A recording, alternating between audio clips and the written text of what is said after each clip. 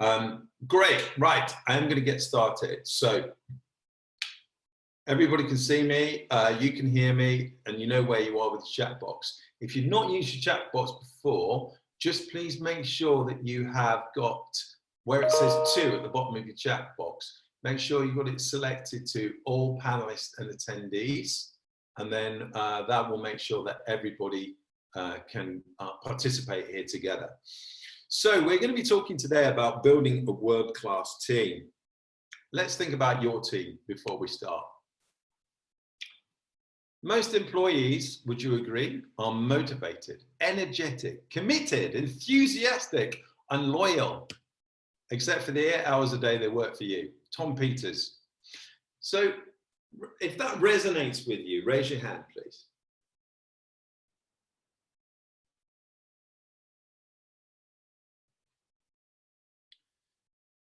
So, I mean, you know, what is it that that people say about their teams? I mean, I used to find myself saying all the time, I can't find good staff with my business, not my ventilation business. That was completely different. With my my food business, I used to have 40 people working for me. It was a struggle. It was a really difficult thing to do. So let's just ask this question then. You know, what are the sorts of difficulties that we have with our teams? In the chat box, what sort of difficulties do we have with our teams?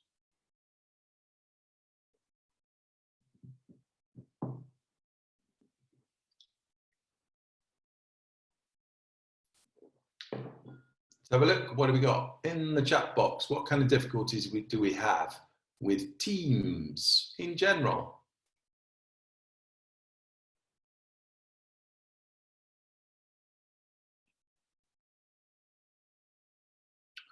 Turnover of staff. Absolutely, yeah, that is definitely a difficulty. So I presume you're referring to high staff turnover. Being on the same page. So in other words, are they on the same page as us? Are we all on the same page? Are we all moving towards a common goal? Does anybody find it difficult to recruit good people? Raise your hand if you do. Yeah, recruitment, definitely a challenge for many people, or it certainly has been.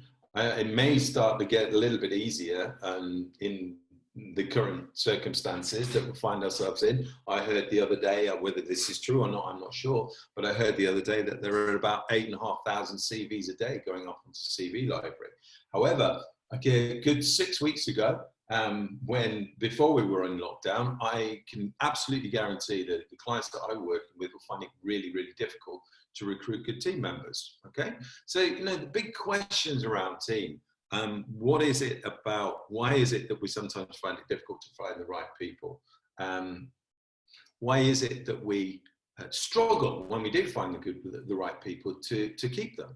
And if we can answer these questions, then surely we can start moving ourselves towards a business that is less reliant on us. So it would be a good thing if we can crack this whole thing about team and to be working towards building a world-class team. And that's really what I want to talk about. The principles I want to share with you are about how do you build a world-class team. So what you can expect from today's session, as usual, is what I call blinding flashes of the obvious. So it's not as if some of the stuff that I'm going to be talking about today, I'm not going to say that, you know, it's rocket science. I'm not going to say that this is stuff that is brand new that you never will have heard of before. A lot of this stuff that I'll be talking about today, I think is common sense. But actually, you know what? Common sense isn't always common practice. What we absolutely need to do is make sure that what is common sense becomes common practice. And if we do, then we're going to be a lot more successful. So one of the things that I want to say straight from the get-go as well is that if you're not currently working with me, during the COVID-19 period, I'm gifting 5 free sessions per week.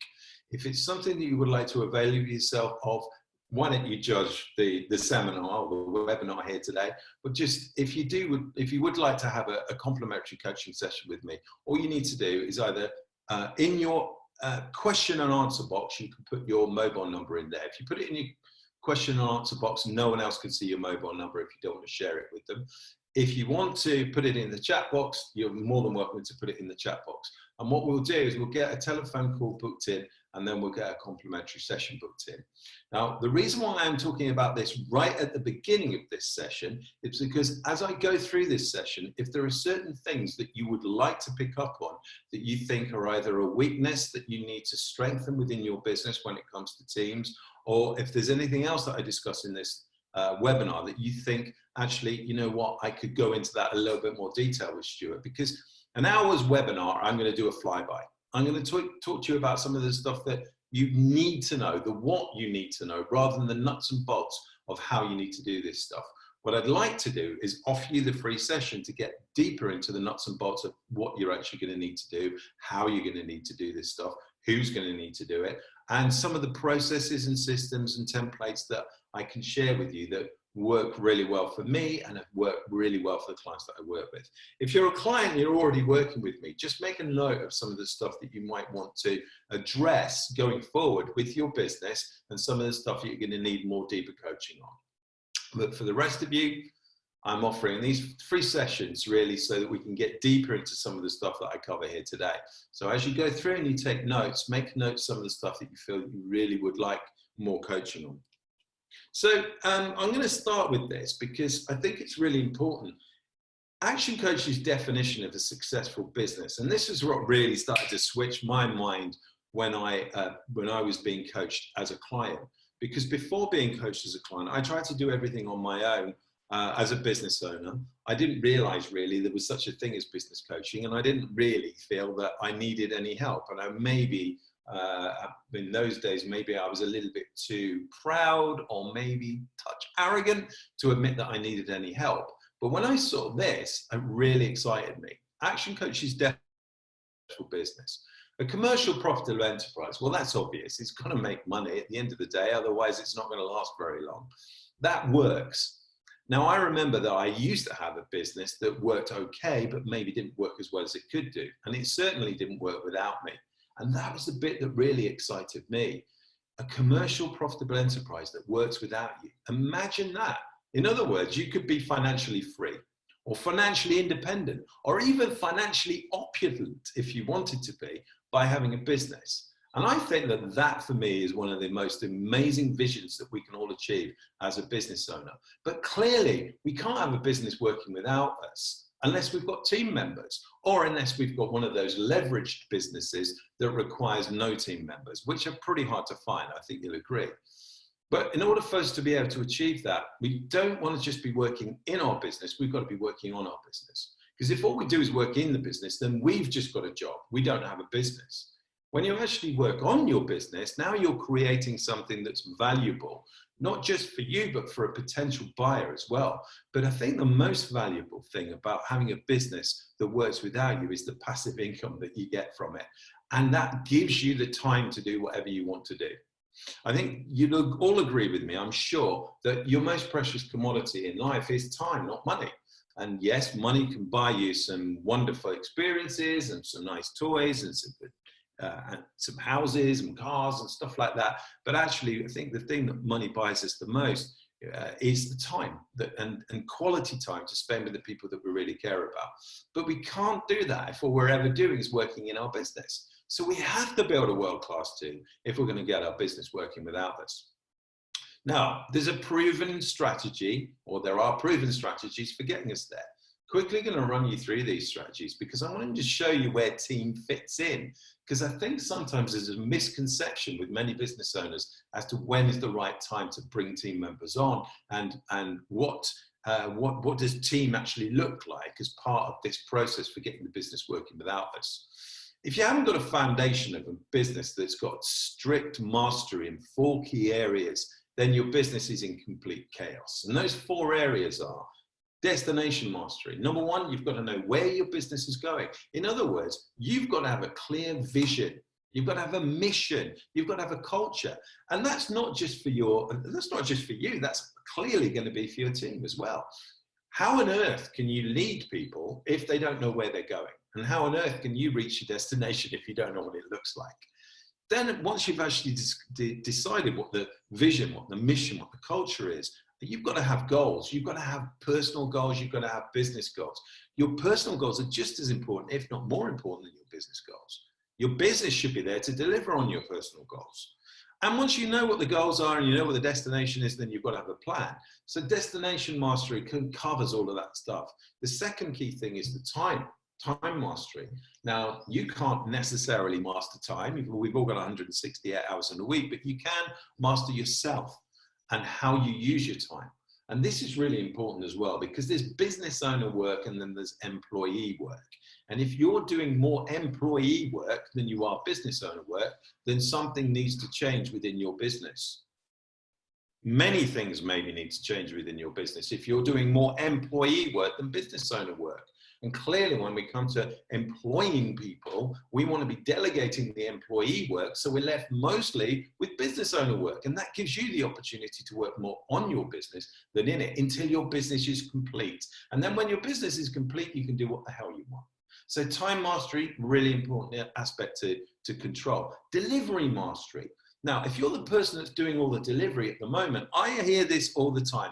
No one in the world could deliver as well as me, Stuart. You know, that's why I can't find good employees, because nobody does it as good as I do. Now, you know what? For many of these business owners that say that, we need to do a couple of things. Number one, we need to commit ego side, because if we have a belief that we're the only person in the world that can do the job as well as we do, that's crazy. And number two, we have to create something called delivery mastery within our business. We have to get all the tacit knowledge out of our heads into a system so that we can train somebody else to do it. Because if we've always got it in our heads, and we're the one that always has to do it. Now, delivery mastery is also about delivering great customer service. We need to make sure that our team deliver the customer service that we deliver at least as good as we do, if not better. And the fourth key area to master in a business to eliminate chaos is one of the most obvious ones, which is financial mastery. You know, business at the end of the day is a numbers game. How many business owners do I sometimes hear saying, you know what, Stuart, I'm not really a numbers person? Well, you've got to get over that stuff. If you went into business, you have to be a numbers person. Numbers are the only way to make objective decisions in business, because if you don't know your numbers, the only way to make decisions in business is emotionally. And how's that working out for us? Not good. So we've got to master the numbers. We've got to do the P&L. We've got to have the management accounts. We've got to do the forecasting. Right now, the most important thing, and as it always is cash. So we need to be forecasting cash. We need to be forecasting profit. We need key performance indicators. We need to be managing debt and credit. All of these things have come as part of the mastery level. So once we've eliminated chaos and we've got the stability, if we haven't got a marketing machine, if we haven't got a sales and marketing machine in our business, and we're not operating in a decent niche that creates predictable cash flow and predictable profitability, we don't really have a business. All we're doing is relying on word of mouth coming in, maybe occasionally when someone decides they're going to recommend us, then really we haven't got something that is scalable. A sales and marketing machine is absolutely essential if you're going to grow a business. So of course we've got to nail that piece. I'm not going to go into detail in that today because many of my seminars are about sales and marketing. What I'm going to be talking about today is team. So surely that's going to be the next step, is it not? Wrong.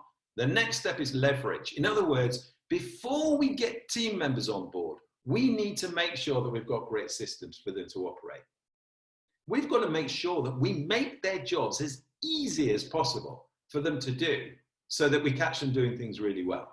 Never blame your team members for their lack of efficiencies within your business before you've looked at how good your systems are. And if something isn't working, always default to what system improvement can I make rather than what team improvement can I make.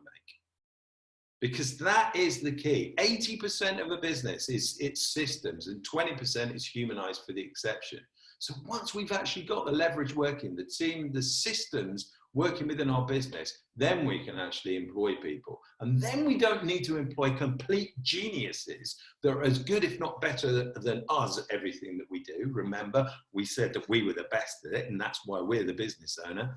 Okay, the point is this: you can employ really nice people, people with good attitude, and we can train them with our amazing systems to have good performance. That's how it works. Because I'm sure you'll agree with me. A world-class team is where you've got everybody in that top right-hand quadrant on the performance values matrix. In other words, they've got great attitude and they're performing really well.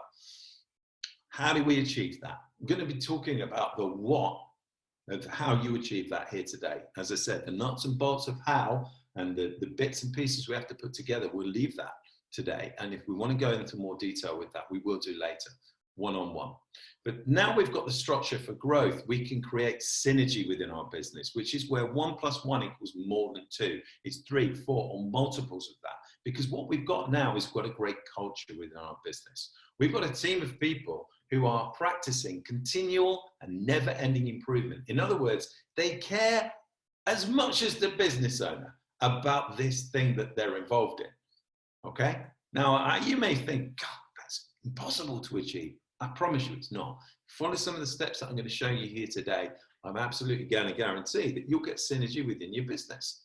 This is a proven model that works for businesses, hundreds of thousands of businesses we've been working with for 27 years. So we know that it works. So part of your team will be your general manager, or maybe your management team, or maybe even your managing director. That might be the last hat that you take off before you get to massive results. And massive results is where you own the business, but you no longer run it. You no longer have to turn up if you don't want to. You know, I'm saying it's a choice, by the way, guys. It's not like some people say to me, but Stuart, I really like working in my business. And therefore, you know, there's certain things that I want to do all the time, but that's fine. But it's great to have the choice. And that's where massive results are achieved. So at that stage, you're in a situation where you're a business owner. You might be a multiple business owner. You might franchise your business. You might license it. You might buy competitors. You might open up branches all over the country or all over the world. You might actually create a business model that is leverageable all over the world online. You may also start other businesses. You may invest in other things. You might invest in property. You might invest in stocks and shares. But at this stage, because you've got the money and you've got the time, all the choices are open to you. This is what we call the 6 steps to massive results. So begin with the end in mind. One of my favorite books, 7 Habits of Highly Effective People. Stephen Covey says you should always begin with the end in mind. So when it comes to the team, how do we begin with the end in mind? Well, to begin with, you've got to set the goals, the personal goals, and you've got to set the goals for the business, where you want to be 3 years, 5 years, 10 years from now, so that you actually know what the destination looks like. And when you do, create the organization chart. You know, what are the functional areas in the business? What is the team, in other words, that you're going to need to put together in order to get that business completely running without you, so that you can go off and do more diverting things. So that would be my first suggestion. Sit and think about, what does the business look like when it's finished? And what are all the functional areas going to be in that business? And create an organization chart so that you know exactly who you're going to be recruiting. Now you're starting to put together your first ever manpower plan. So when the business is finished and you've designed that organization chart, I would recommend that for each of those positions, cost out each of those roles, because you're going to need to put those costs into some sort of forecast going forward. You know, what a lot of people do when they recruit is they recruit out of desperation. In other words, they get really busy and then they go and recruit because they've got a hole to fill. One of my mentors once said to me, Stuart, it's better to have a hole than an arsehole. Because the point is this, if you've just got a hole to fill, usually you're recruiting out of desperation and you'll take anyone with a pulse. And you know what? You get the people you deserve. So please do this process, do your organization chart, do your manpower plan, cost it out. Ideally, we want to be recruiting at least 3 months before we need someone. Right, here's a question for you. Raise your hand if you believe, as I do, raise your hand if you believe it's harder to recruit good people than it is to recruit good customers. Raise your hand if you agree with me.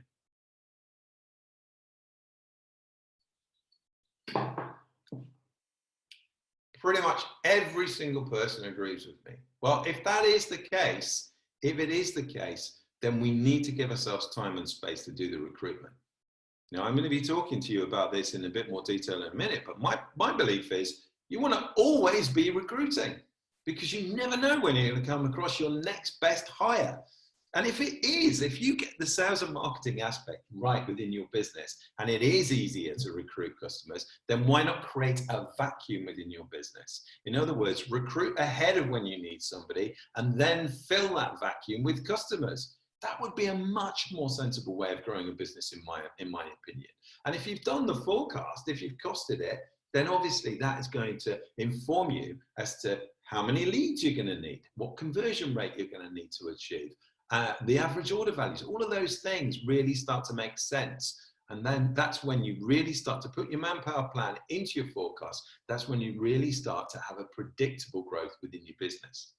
So when you've designed your organization chart, what you're doing is you're including all the different functional areas within the business. And then what you want to do is create position agreements for each of those areas. And a position agreement breaks down all the things that somebody in that role would actually have to do. Now, some people call it a job description, okay? I think a job description is just literally what people have to do. The difference between this and a position agreement, is that the position agreement works on the principle of not just what you need to do, but also who you need to be and the results that you need to achieve. So if you've not worked with a position agreement before, and you've never seen one before, then when we have our coaching session, or if you're already working with me, let me know and we'll go through position agreements, and I'll show you some great templates that you can use. And I will also show you an example of a position agreement from one of my businesses, so you've got something to benchmark yourself against. So let's talk about recruitment a bit. When to recruit?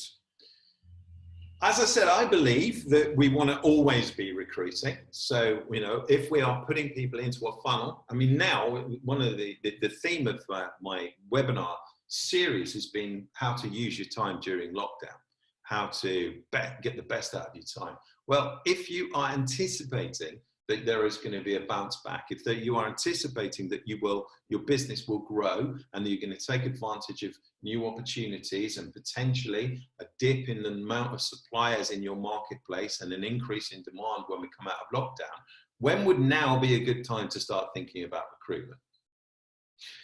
You see, I think the best thing that you could be doing is you could be reaching out to potential new hires. And I ask my clients this all the time: who's your next hire? You could be reaching out to potential hires on LinkedIn right now.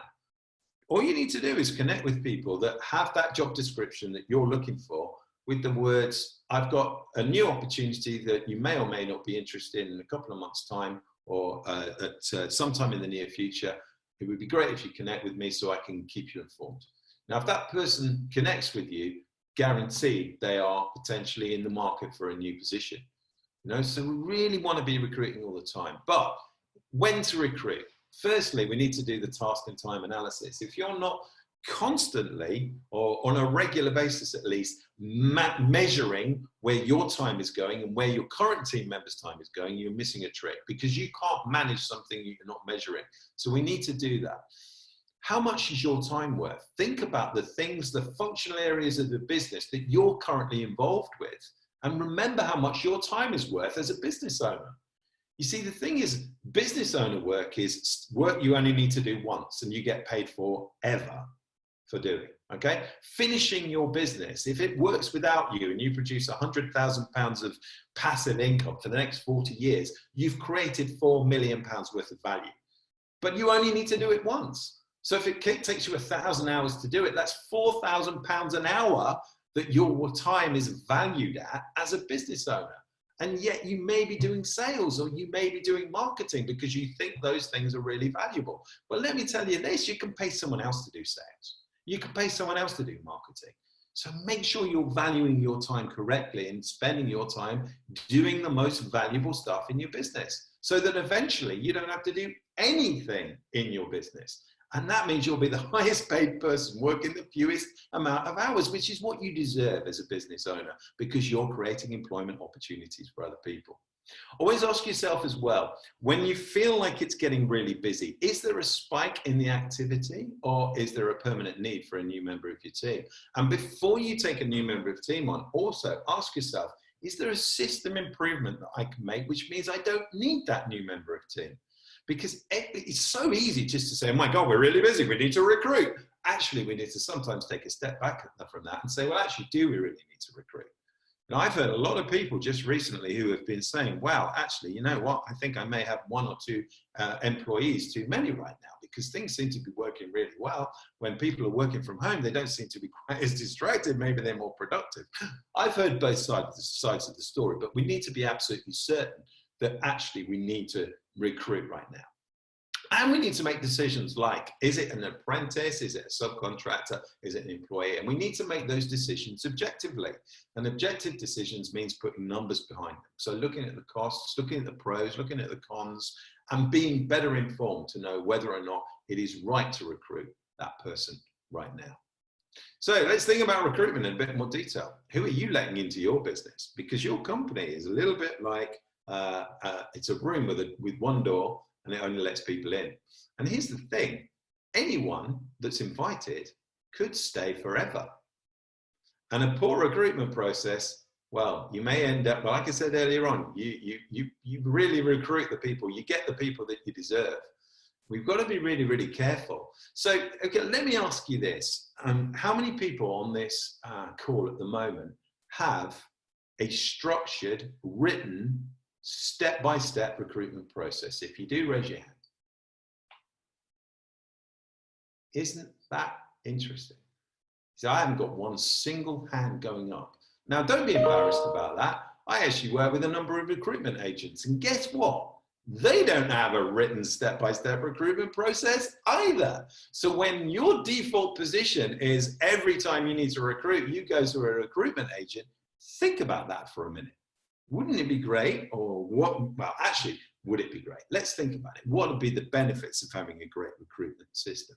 First, let's talk about your current recruitment process. Are there steps in your current process? And what methods are you actually using in order to recruit? So in your chat box, if you don't have a written process for recruitment at the moment, what are you doing to recruit? What are the things that you currently do to recruit?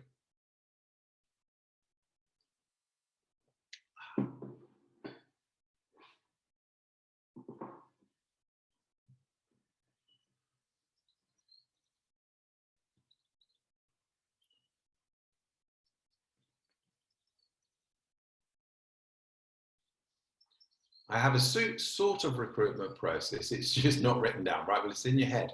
Networking with industry contacts, that's a way of recruiting. Yeah. Advertising online, CV library, filter down and contact for an informal chat, create job ad, or contact recruitment agents. Yeah, okay, a lot of us do very, very similar things. What I'd like to do, if I may, is just have a quick chat to Mark. Where's Mark? Mark, you're self-muted, should be able to speak to us. I am here. Hello, Mark. How are you today? I'm very good, thank you. Fantastic. So tell us about your recruitment, networking with industry contacts. Have you been doing that for a while? Yeah, I've never liked recruitment companies, to be quite frank with you. I view them a little bit like estate agents. Brilliant. Love it. Having said that, that's a generalization. There are some good people out there, but my recruitment is usually done by networking and finding the right people in the similar industries or associated industries, finding people that way. I really don't like the recruitment consultancy process. So have you always got your eyes and ears open then for your next best hire? Yes. Great. So you'd recommend to everybody on this call then that networking with your industry contacts is a great way to identify your next best hire, yes? Yes, it is. Thank you. So thanks for sharing some best practice with us there, Mark. And I have to say, I completely agree with you. Networking, ladies and gents, is a great way of recruiting people. Always keep your eyes and ears open for your next best hire. One of my clients recently told me that their next best hire was, I think it was either a waiter or a waitress that they'd met in a restaurant that was serving them, gave them such great customer service, saw this person as somebody who could really be a fantastic business development manager within their business. So, you know, always be recruiting. It's exactly what it's exactly what I said earlier. Always be recruiting. Always be thinking about who is my next best hire, because you don't need to use all of those traditional methods like creating job ads and going to the job boards or going to a recruitment agency. You know, if you always do what you've always done, you'll always get what you've always got. If you always do the same as everybody else, you'll get the same as what everybody else gets. Let's be a little bit different. Let's think outside the box. Now, thinking about it, you know, we need to have stages. We need to have a system. We need to have a process. Now, what's the value of having a system and a process? In your chat box, what's the value of having a system and a process?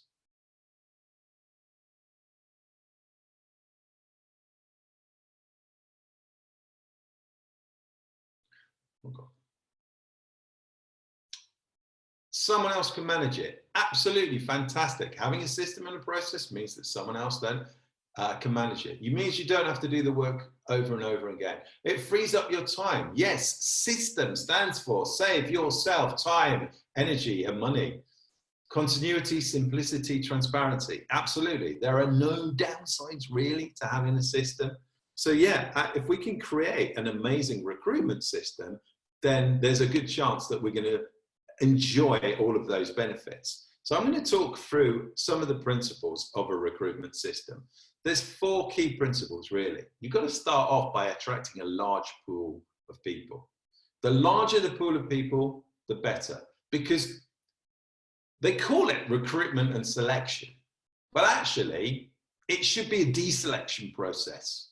You know, what we're really looking for is a large pool of people that we can choose from, so that we're filtering down, and we are deselecting and deselecting and deselecting, because then we're going to be left with the absolute diamond that we're looking for, the person, the one person or the few people that really make a difference to our business. So we need to have a large pool of people to choose from.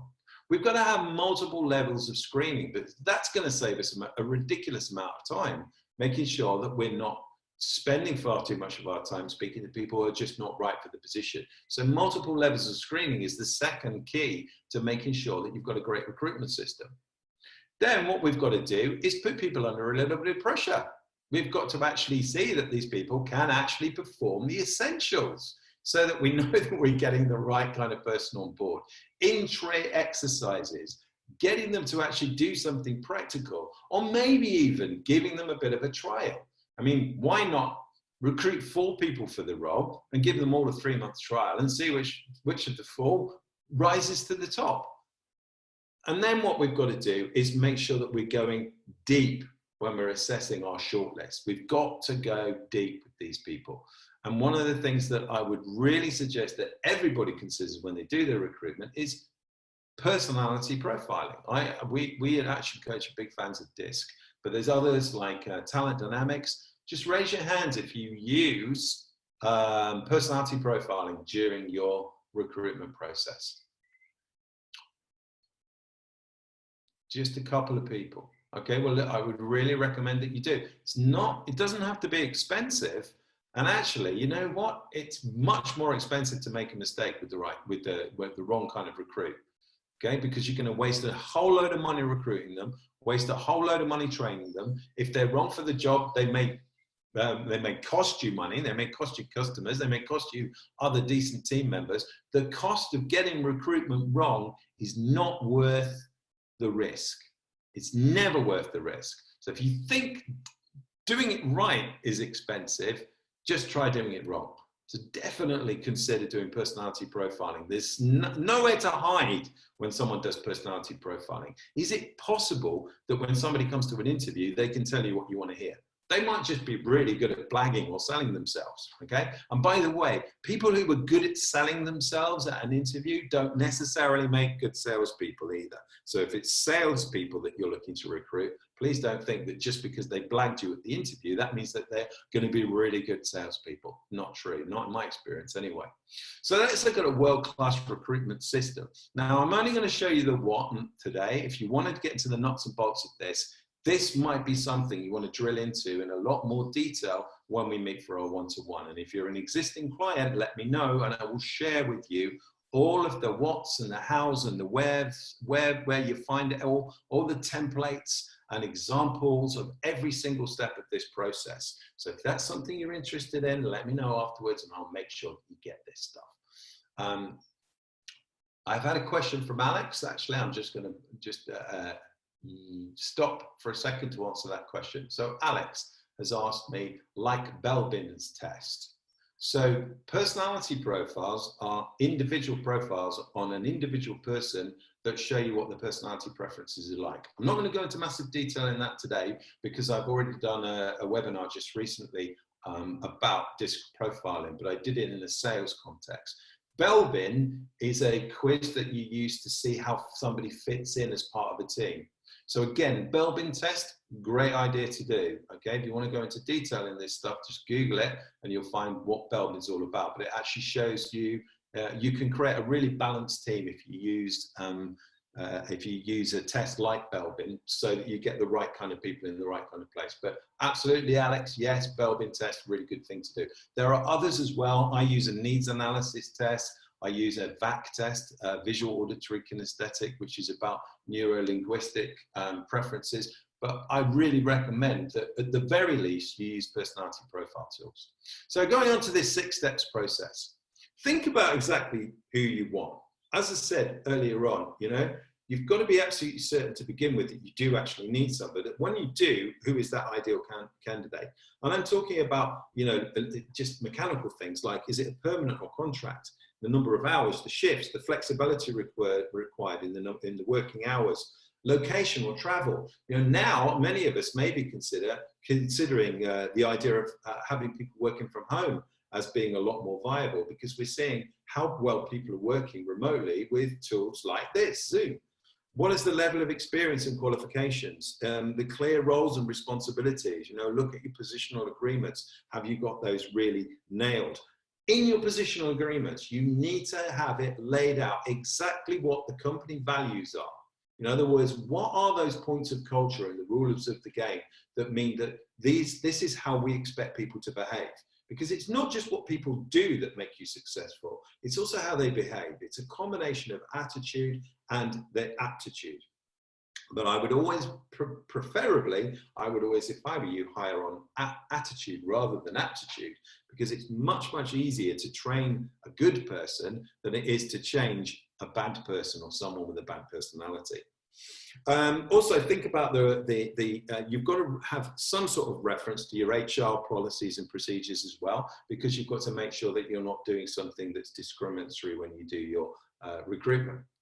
Prepare the compelling advertising for the position. In other words, you've got to follow exactly the same principles for advertising for clients when you're advertising for your team members. And if you're not sure what they are, again, I'm doing other webinars on the principles of advertising. I've got a marketing masterclass coming up very shortly. If you want to avail yourself of that, just let us know and we'll get you onto that class as well. But what's really important is when you understand those principles, it's not the same as what you would do on a job board. I promise you.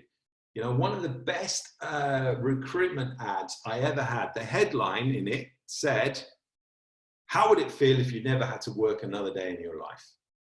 Because if you love what you do, you're really good at it, and you get paid well, that's exactly how it's going to feel. And that headline in that ad recruited 2 of the best people I've ever recruited in my life. So got to think about, making sure that we're really good at creating an ad for the position. Then once we know, we've positioned our ideal candidate. And again, this mirrors the process for recruiting your ideal client. Think about exactly who is that person that you want. In fact, maybe even create an avatar for who the ideal candidate is. And once you know who that person is in as much detail as you possibly can, then you know where to fish. In other words, you know where you're going to find them in large concentrations. Where do they hang out? Are they on social media? If they are on social media, who are they following on social media? So let's get really detailed about this person so that we know where we're going to find them in large concentrations. Then you're thinking outside the box. You know what? The problem with job boards and CV library is you're probably only going to get people who are actually looking for a job right now. And that might not be the candidate that you're looking for. And sometimes the people who are looking for a job are looking for a job for a reason. It's because they got kicked out of their last one, or they've got some kind of beef with the supervisor, or they're just a complete nightmare anyway. So don't just be thinking about people who are already in the market for a job. Sometimes you've got to catch your best candidates when they least expect it, when they were doing something else, which means you've got to be advertising in the right place with the right kind of message. As I said before, you've got to have multiple levels of screening. Your timing is absolutely precious. So it may well be that you'll have a telephone interview stage, a group interview stage. You might then have an application form stage. You might have an intro exercise before you even get to the first face-to-face one-on-one interview. Interviewing, if you don't know how to interview, then I would suggest that maybe you learn the right kind of techniques. Interviewing in itself is a skill. You cannot wing it. You need to know what you're doing when it comes to interviewing, because if you don't, the interview is going nowhere. Some people say to me, oh, well, I just prefer to have an informal chat. What they actually end up doing is the person doing the interview ends up doing all the talking and they don't ask the questions. And that's not really the right way of doing it. But once we know what we're doing, we can be consistent with it as well. So absolutely, you need to learn those techniques. And then lastly, think, if you've got the ideal candidate in your process, you want them to really want this role. So it's got to be a win-win. It's got to be a win for you. It's got to be a win for them. Okay, so you've got to actually make sure that you're doing something to convince them that they should work for you. If that's not part of your process right now, it flipping well needs to be. And again, if that's not something you've ever had any familiarity with, if it's not something you've done before, then when we meet on our one-on-one, or if you're a client that's working with me right now, just let me know and I can share with you some of the best practice for making sure that you make that happen. Look, winning teams, they get the right people on the bus. So let me ask you this question, and this might be a bit of a contentious question for those of you that have got reasonable sized teams. If you could start your business again tomorrow, how many people, including yourself, would you not rehire? Now, you don't have to put the answer in the question box, but just think about that for a minute. Have you got the right people on the right bus? You know, are they in the right seats? Are they all pulling in the same direction? They all want to be on the bus.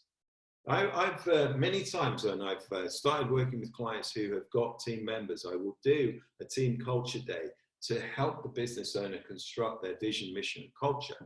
And quite often by the end of that culture day, we can quite clearly see who needs to get off at the next stop. Because if they're not going to go, one of my mentors once said to me, Stuart, you either change the people or you change the people. So ask yourself that question on a regular basis. If you could start again, how many people, including yourself, would you not rehire? So what is it? How do we know that we've got successful recruitment? How do we know what good recruitment looks like? In your chat box, have a think about that, put it in your chat box. What does good recruitment look like? How do we know we've got recruitment right? In your chat box.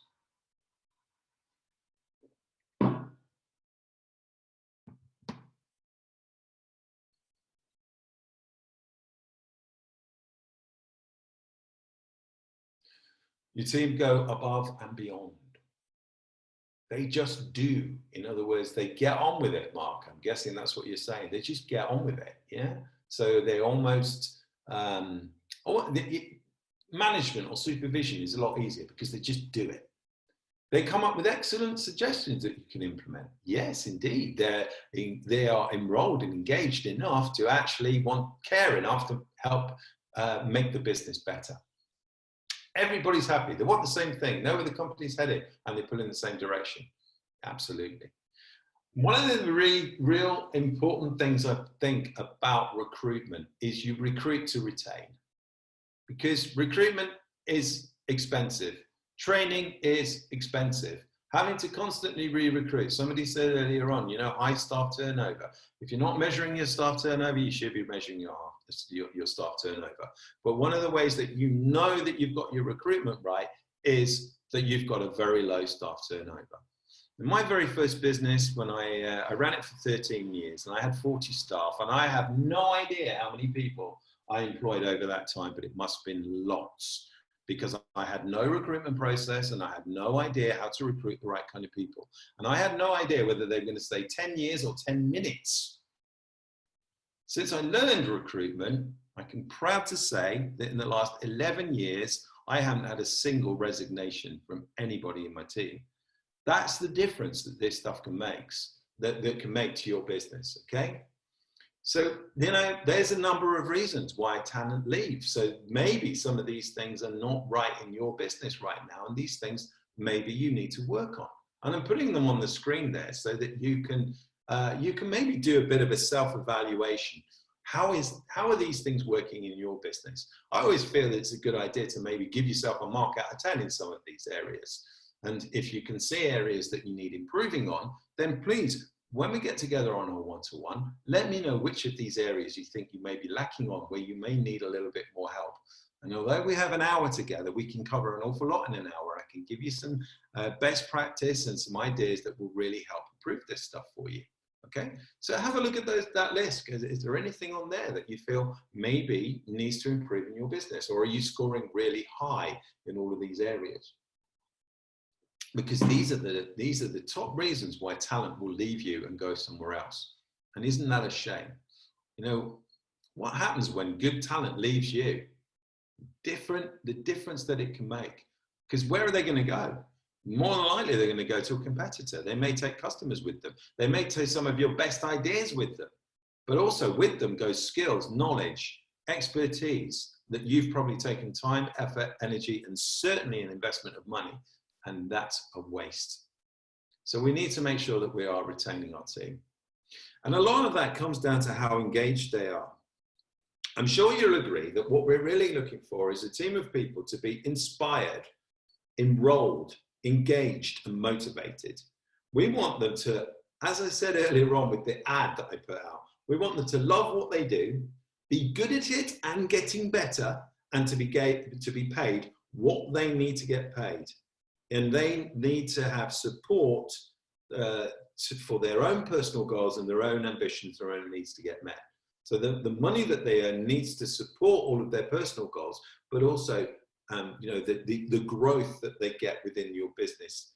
That's really important too. I remember one of the big things that made a difference for me when I realized all of this stuff was that I always made a commitment to anyone that joined my team that I would help them achieve their goals by growing my business. And if at any time their growth outpaced the growth of the business, they should consider leaving.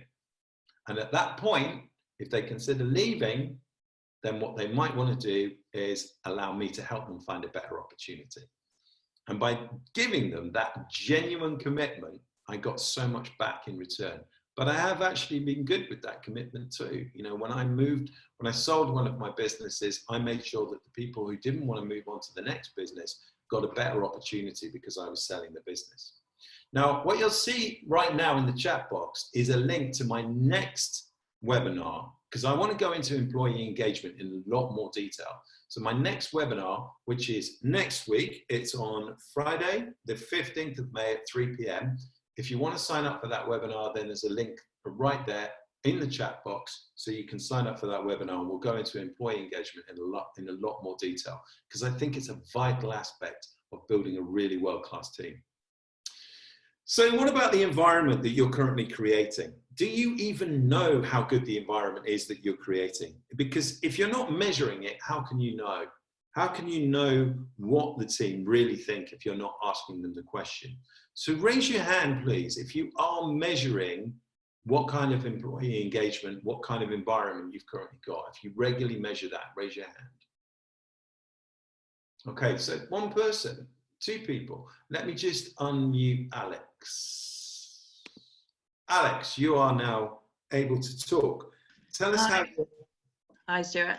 Yeah, tell us how you're measuring this stuff, Alex. I just regularly make sure people are happy, people have got enough to do, people don't feel that they are lacking in training, areas that they might feel swamped in. It's just emotional but physical support, really, just to make sure that they are not drowning or worried about anything, because sometimes they have worries about money. I mean, certainly when we went into the coronavirus thing, everybody was panicking, and I had to reassure all of my staff that, you know, I was going to look after them, and you know, we were going to get through it, basically. So it's a lot to do with reassurance, but just checking in on a regular basis.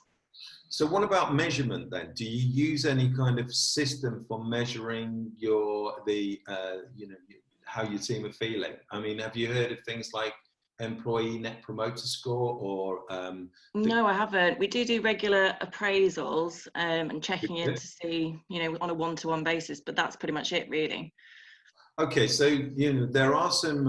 There's probably some best practice that I can share with you if you do want to get some measurements in place. because I think, you know, everyone on this call will agree with me. If you really want to manage something and get better at something, first you need to measure it. Okay, so we need to have measurements in place, would you agree, to make sure that we're actually getting better and that we're hitting the targets that we want to hit? So, sorry, I'm just going to mute you up again, Alex. Thanks for your input there. So yeah, anyone on the call, if you do want me to share some of that stuff with you, then I will do. I think it's important that we are actually putting some measurements in place. Some great shares there from Alex of the things that she's doing to ensure people are happy. But certainly as your team grow, sometimes, you know, we need the value of measurement, I think, is that it helps us look at things objectively. You know, we might go up to somebody as their boss and say, so how are you feeling? And they say, oh yeah, I'm great, everything's great, but actually it may not be, okay? Just because they say it's great doesn't necessarily mean it is. But if we actually have a way of measuring it, number one, we can see if it's improving. Number two, we can quickly see if there are any challenges that we need to actually address.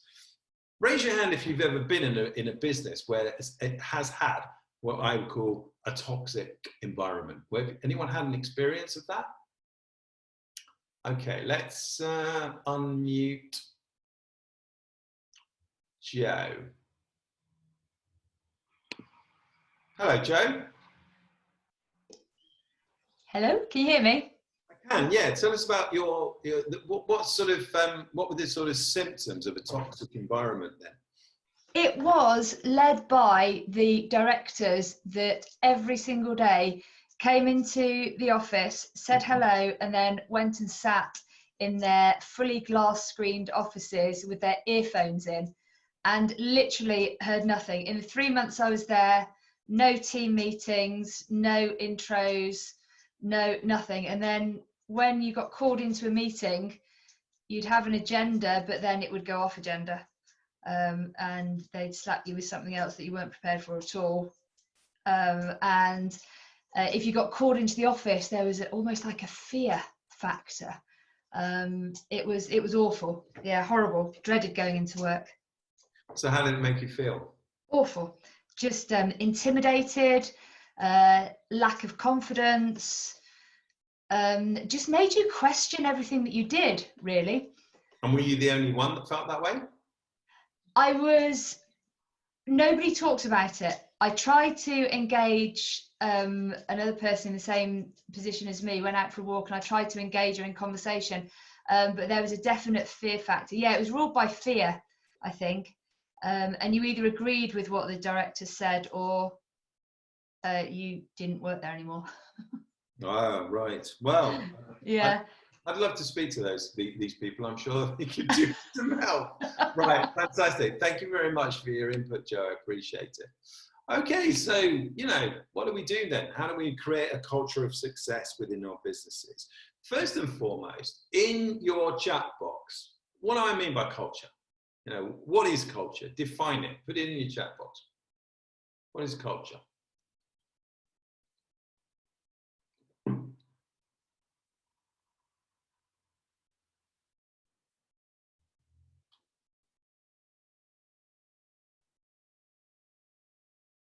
Team spirit I've got here. What else we got for culture, guys? The way you want your business to run, the environment you want to create. A great fun place to be. Values and beliefs of the company. The way you do things. The atmosphere and the values of the company. Friendships and support for all. Yeah, I think, you know, all of those things are really valid things. So I think, you know, one of the easiest ways of explaining culture is if you're explaining it to a new team member, for example, it's the way we do things around here. That's probably one of the easiest definitions if you were going to explain it to somebody. You know, we can define it and we should be able to define it. So, you know, we want to make sure that you're defining within your business. And I'm not talking about just words that you stick on the wall behind reception. I'm talking about something that is living, breathing, tangible within your business. And that every single person in that business understands what the culture is and prepared to be called out on it and call other people out on it as well. So let's have a look at creating a culture of greatness. I think there's a few principles here.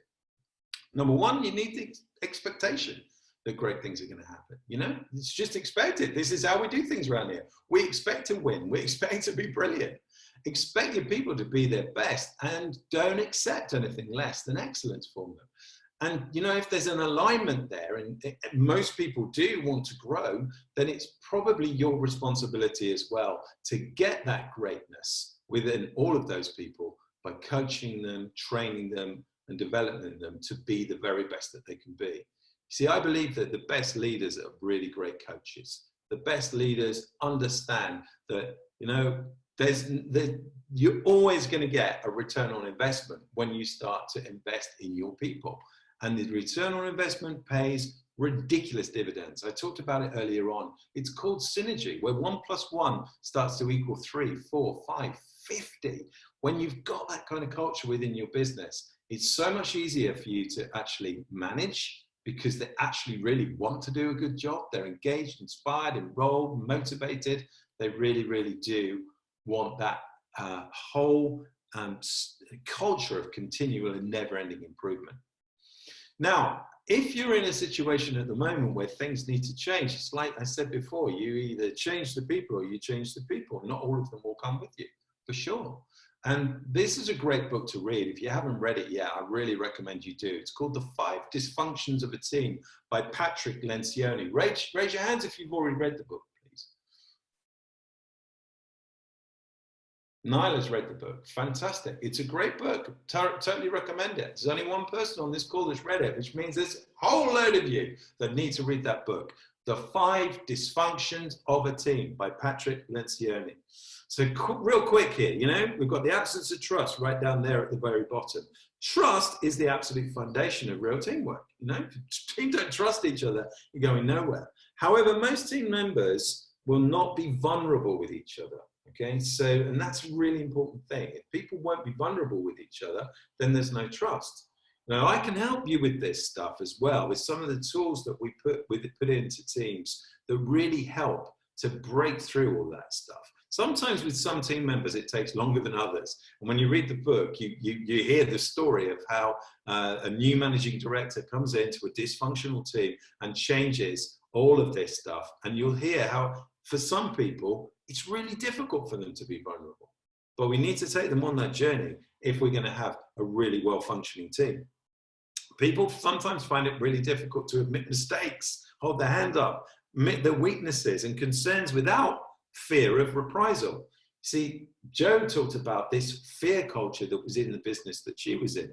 Well, I'm pretty sure that there was a massive absence of trust within that business. The team leaders or the business owners did not trust the team, and the team did not trust the team leaders either.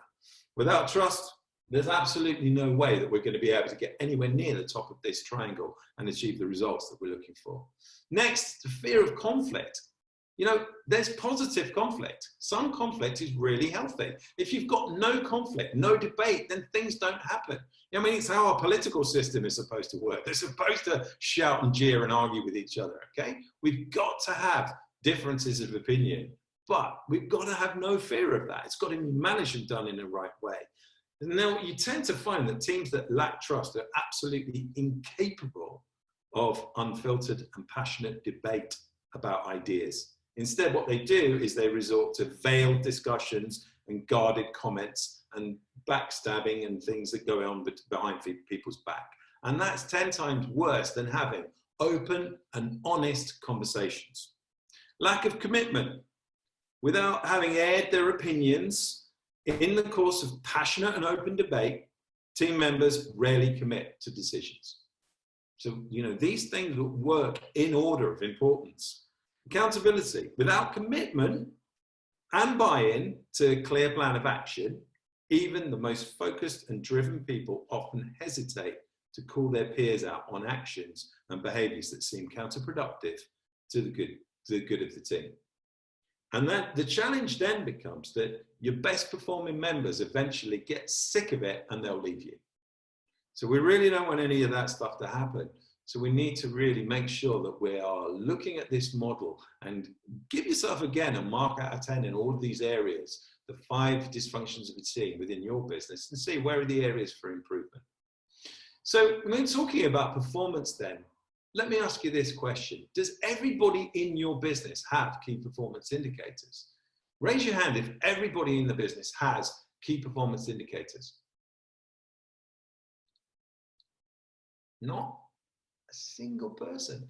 You see, you know, that's it. Again, the value of having a positional agreement is that everybody needs to know what good looks like in their business. And if we're not managing them to key performance indicators, how the hell do they know if they're actually performing? And how are you actually going to manage performance when it isn't as it should be? And how are you going to reward good performance? You see, the old adage is you can't manage anything that you don't measure. And if you're wanting to manage your people, then clearly we have to measure their performance. So what sort of key performance indicators do we need to put in place to measure performance? Well, we need to look at each of those position agreements and see what is appropriate. What is appropriate for that job? What does good look like in that role? And when you really start to get deep into that stuff, it just makes perfect sense. Now, one of the things about culture as well, I think it always starts with the leader, is this whole thing about the point of power, or above and below the line, as you may have heard me call it before, but we now call it the point of power. In other words, you have a choice as to how you cheer up with your attitude, and so do your team members, okay? Many business owners I hear are in that state of blaming their team. Like, oh, I just can't find good people. Oh, why don't they just do it the way that I do it? Oh, why is it that they don't do what I told them to do? I've explained it already 1,000 times and they still don't do it correctly. That is below the point of power. What we're doing there is we are putting the results in somebody else's hands instead of looking at the real root of the problem, which is us. When we get above the line, above the point of power, then what we're doing is we're taking ownership. We're accountable and we're responsible for the results. In other words, if things aren't going well, don't blame the person as the default position. Have a look and see if the system is right. You know, one of the best things is, you know, the value of your communication is only as good as the response you get. If you ask somebody to do something, and they don't do it the way you wanted it doing, don't blame them for it. Look at the way you communicated with them. Got to make sure that we are doing this stuff, because below the point, we're completely powerless. And we're running around trying to find new team members because we always think that the people we're hiring are no good, instead of actually looking at the real root cause. When we actually get above this point, then we are all powerful. And we are no longer putting our results in somebody else's hands. We're responsible for those things. And that is the job of the business owner. So ask yourself this question as well. What management mistakes are you making? Because if you ever hear yourself saying, oh, I just can't get good stuff, or this person isn't performing, this person isn't good enough, or they've got a really bad attitude. If you're saying stuff like that ever, then the question is, well, did you just recruit badly or did you manage them badly? Because it's your responsibility at the end of the day. Okay, that's the only way to go with this stuff. So the cycle of business is about the ownership that you take in the business and your role as the business owner. You see, the thing is, most business owners think when they first start the business that it's all about customers and it's all about running the business. But actually, if you want a business to work without you, the only cycle that works is this. The business owner looks after the team and makes sure that the team gets their goals and needs met. The team look after the customers and make sure that they get their needs met with amazing customer service. The customers, they look after the business with the money that comes into the business, and the business looks after the owner. You see, in most businesses, the owner is trying to run the business, look after the team, and look after the customers as well, which means that's a very busy person. If you want to be a less busy person, in fact, if you want the business to run without you, this is the only cycle that works. It's the only cycle that works. So I do a workshop called Team Rich, where I talk in big detail about all this stuff that we're talking about today. Team stands for Together Everyone Achieves More. What we're looking for here is a team that is totally committed and together. Every employee will achieve both your company goals and their own goals as they do much more than what you have instructed them to do. In other words, they are showing you discretionary behavior. Discretionary behavior has to be a two-way thing. There has to be a win here, win-win. You have to show them discretionary behavior. And you can't do that unless you get to know what are their goals, not just their business goals, not just their career goals, but what are their personal goals? Now, I remember with one of my team members, she didn't really have anything that was important to her in her life other than her son. She was a single mom. So for us, what was more important with her was just making sure the job didn't get in the way of that. That made her really happy. So if she needed to be off looking after her son because he was sick or she couldn't get childcare support, then there was no question of, yes, you need to be there. And there was none of this, oh, yes, you can go, but you need to make the time up stuff. None of that happened. And then what we got back from her was what I call discretionary behavior. So let's look at the 6 keys of a winning team then. First and foremost, strong leadership. And you want it to be, you're not just a manager in your business. And if you are just a manager in your business at the moment, then at some point, you're going to need to replace yourself with a different manager.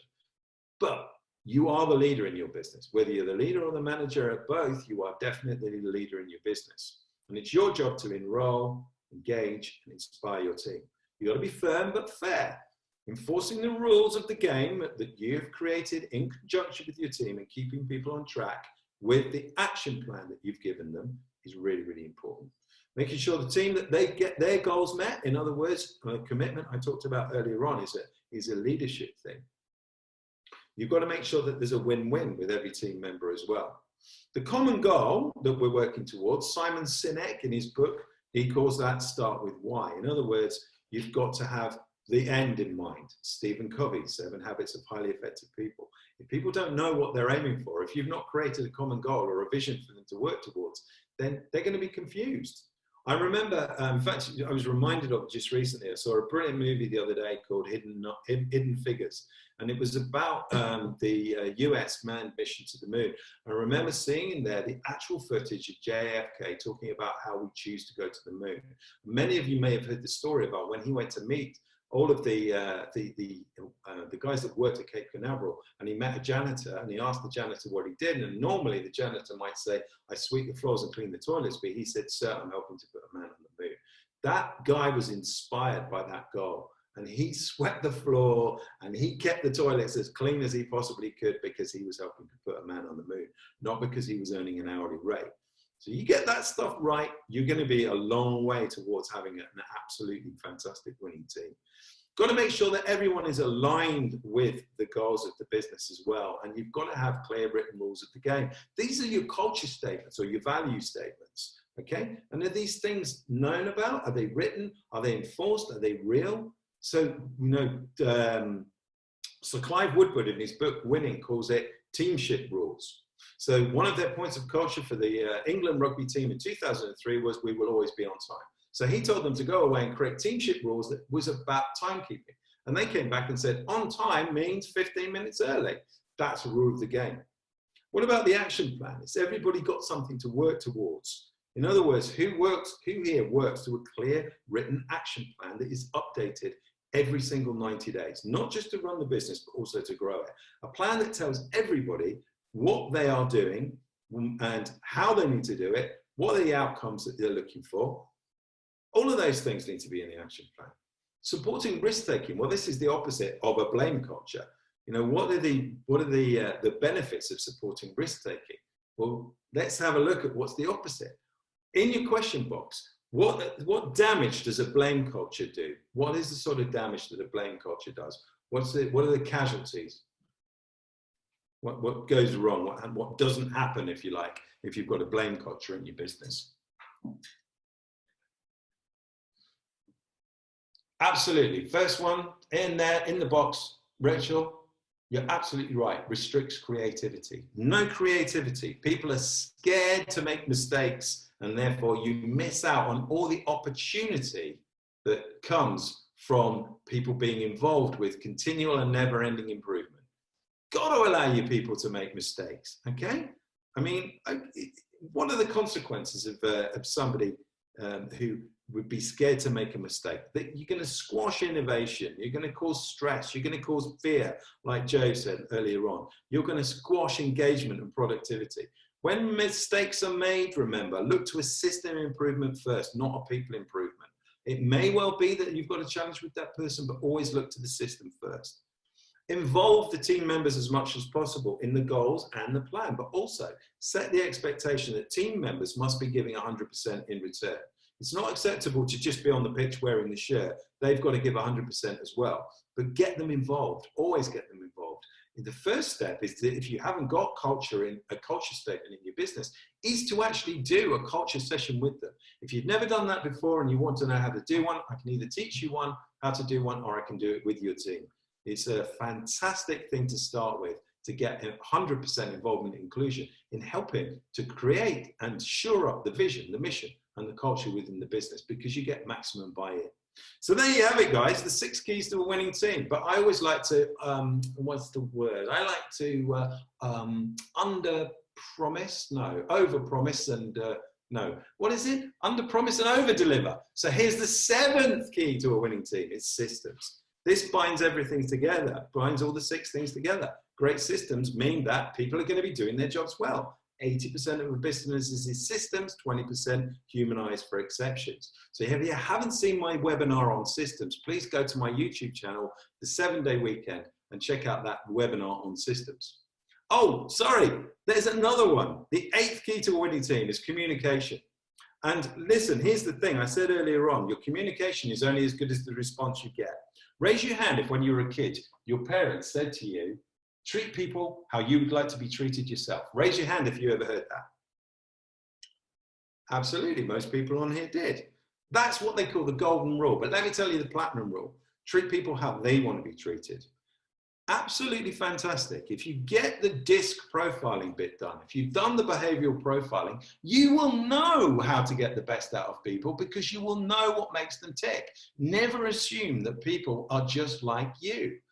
If you just recruit people like you, that's going to be a nightmare, isn't it? You need a good balanced team in your business. So we need to make sure that we're doing that behavioral profiling, not just for recruitment, but also for getting the best out of your people. So again, if this is something that you're lacking in your business, let me know. And this is something that we can cover in a little bit more detail when we have a coaching session together. And I'm over delivering even more. There's the 9th key to a winning team, which is ongoing training. So who on here uses things like a personal development plan? Who uses a training matrix? Who's got a fantastic induction and onboarding process? And there's tons of other systems and processes that we need to put into training to make sure that we are hitting the needs of our team for them to grow. Because if they grow, the business is going to grow too.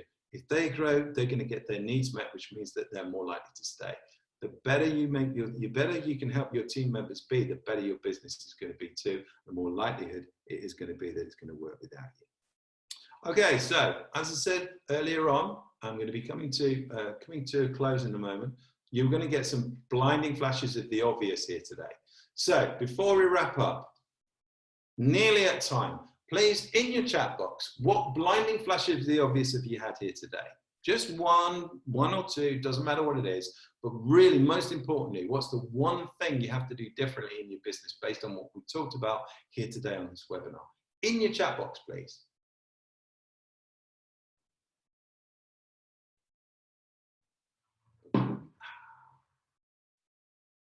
Culture statements, fantastic. We can help you with that, Nyla. Really, really good thing to do.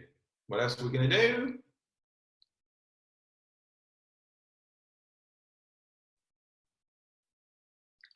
Going to go to LinkedIn, be dynamic as you. That's impossible, Mark. It sounds like a good thing though. LinkedIn for recruiting, absolutely. Systems of people management, start looking for my employee. Now I've decided exactly what I want and I need. Fantastic. Too many to mention. Good. Positional contracts. So again, Lucy, I think we may have shared those positional contracts with you already, but if you need some help on those positional agreements, or you want me to critique them for you, let me know and I'll do that for you. Personality profiling, yeah, absolutely, Rachel. We can talk about that in more detail as well. Fantastic. Thank you very much, guys. Okay.